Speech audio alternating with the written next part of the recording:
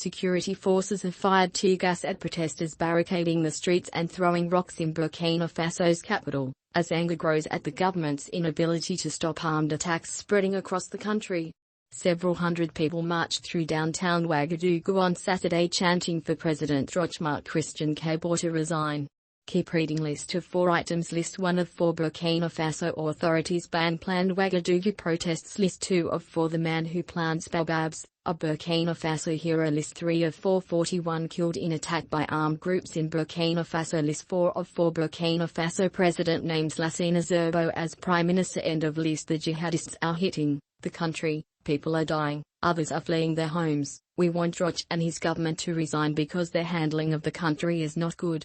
We will never support them, protester Amadou Time-Tor told the Associated Press news agency. Some people were also protesting in solidarity with neighboring Mali, whose citizens are angry at the West African Economic Regional Bloc, ECOWAS, which imposed sanctions on the country after the military government delayed this year's elections. Protesters take to the streets of Burkina Faso's capital Ouagadougou. Protesters take to the streets of Burkina Faso's capital Ouagadougou, Sophie Garcia AP photo. Burkina Faso's protest comes amid an escalation in attacks linked to Al-Qaeda and the ISIS group that has killed thousands and displaced 1.5 million people. The worsening security situation has led to street protests calling for Kabore to step down. Nearly 12,000 people were displaced within 2 weeks in December, according to the United Nations. 4 French soldiers were also wounded during a joint operation with Burkina Faso's military.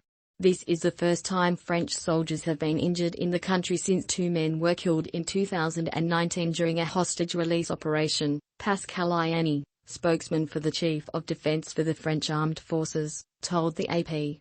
France has some 5,000 soldiers in the region but until now has had minimal involvement in Burkina Faso compared with Niger or Mali. This is the second government crackdown on protests since November, which comes after the government shut down access to Facebook last week citing security reasons and after arresting 15 people for allegedly plotting a coup.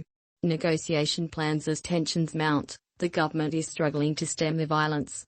Last month, the president fired his prime minister and replaced most of the cabinet. The government's national security arm is also said to be preparing to reopen negotiations with the armed rebels, according to a military official and a former soldier who did not want to be identified. The last time the government negotiated secret ceasefire talks with the rebels was around the 2020 presidential elections when the fighting subsided for several months.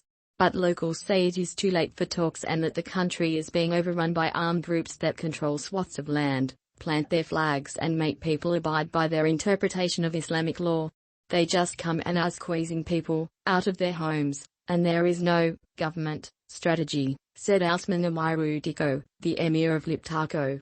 For the first time since the conflict, he said he no longer feels comfortable driving from the capital to his home in the Sahel.